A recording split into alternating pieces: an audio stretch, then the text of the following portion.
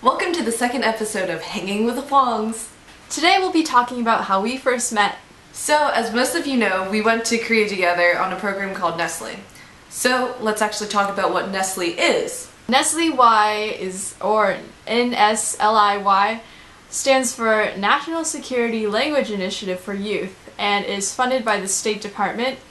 And NSLI's goal is to teach American students languages that they wouldn't usually get to learn, like Korean, Hindi, Turkish, Russian, and Arabic. Yeah. NSLI-Y wants to create better foreign relationships and promote a greater understanding of the world by bridging the language and cultural gap.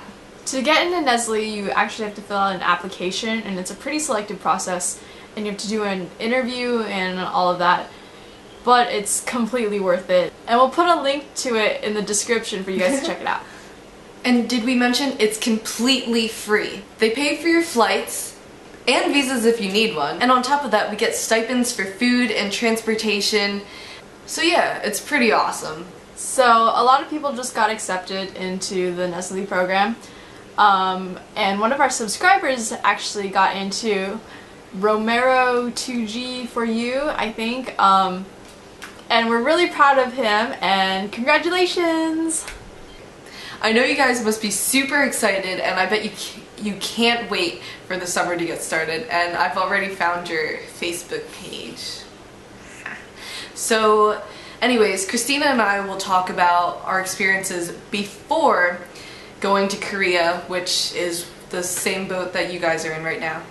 I actually met Elaine on the 2011 NSLI Korea Facebook page, and when I saw her name I was like, Elaine Huang, we have the same last name, so we must be related. The first time I talked to Christina on Facebook, I was really intimidated by her for some reason. I was too, and you know, when you're on Facebook or like anywhere on the internet and you're talking to some random stranger, you're not really sure what you're gonna get. Like, she could be really weird or really mean, so... Okay, so funny story to share with y'all. When we got our plane tickets and our seating arrangements, I went on to delta.com because you can change your seats, and when I was about to change my seat, I realized that not only could I change my seat, but I could also change Christina's. It turns out that our program coordinator actually booked us as one family because we have the same last name. How convenient.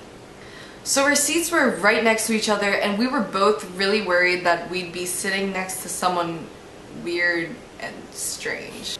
We had like a full 3 months wait since from the time that we found out that we got accepted to the time that we actually left, so our excitement level was building really high.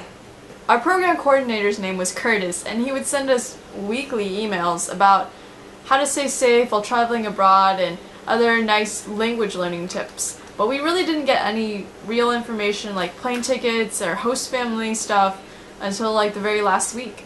And we'd all be so anxious to find out about our host families, and our Facebook page was filled with things like, has anyone found out about host families yet? No, but I want to. I want to hear about my host family. I want to hear about my host family so bad. I'm so excited to hear about our host family. I hope I have siblings. I hope I have a big brother to call Oppa. I definitely was one of those crazy people.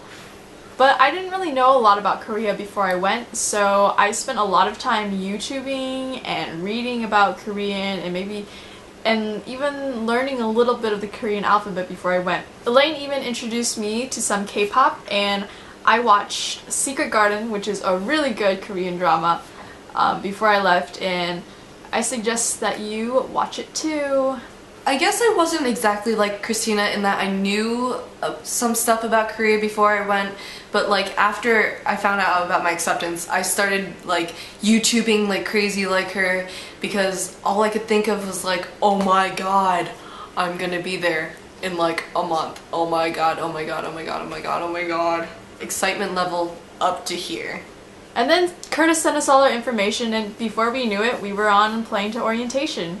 But not Elaine. Yeah, I ended up taking a bus because they booked a flight for me from Pennsylvania down to like Washington DC and then back up to New York, so I felt it was more convenient to take a bus. boss. So in our next video, we'll talk about orientation. And if you have any questions, just comment below and we'll answer them.